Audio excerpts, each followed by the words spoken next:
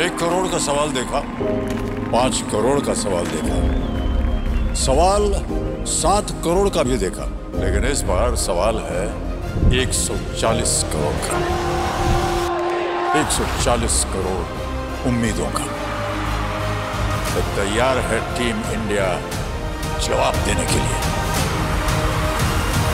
DP world Asia cup शुरू हो रहा है सोनी लिव और सोनी स्पोर्ट्स नेटवर्क के टीवी चैनल्स पर।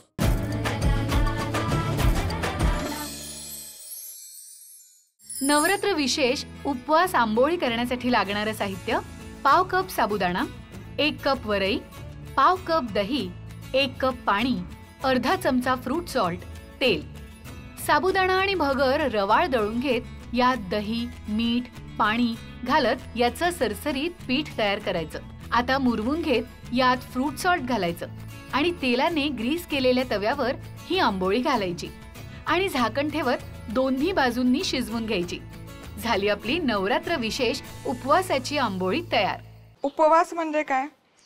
उप म्हणजे जवळ आणि वास म्हणजे राहणे। तर उपवास म्हणजे जनरली याचा शब्दाचा असा अर्थ होतो की परमेश्वराच्या जवळ राहणे।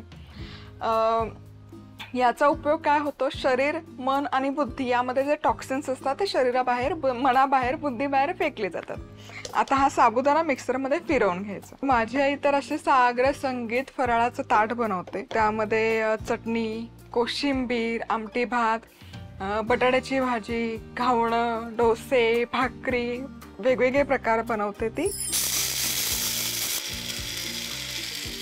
साबुदाण्याची पोड झाली, बघू शकाल छान वाटलं गेलं। 1 कप आपण वरई घालतोय। साबुदाणा वडे, साबुदाणा थालीपीठ, साबुदाणा खिचडी याला एक उत्तम पौष्टिक असा पर्याय आपण याला म्हणू शकतो। सो पाव कप साबुदाणा, यामध्ये 1 कप वरई असं प्रमाण आपण घेत आहोत। झाकण लावायचं आणि पुन्हा हे एकत्र फिरवून घ्यायचं।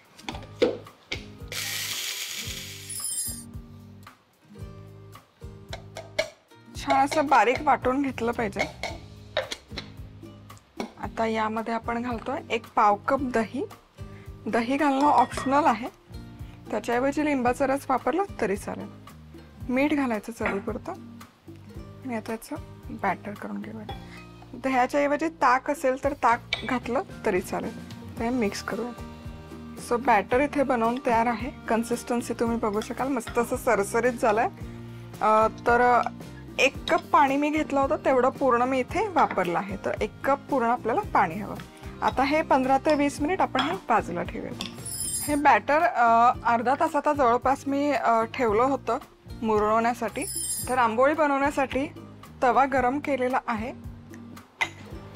चमचाभर तेल स्प्रेड करून घ्यायचं। आता यामध्ये हे पीठ घालून घ्यायचं।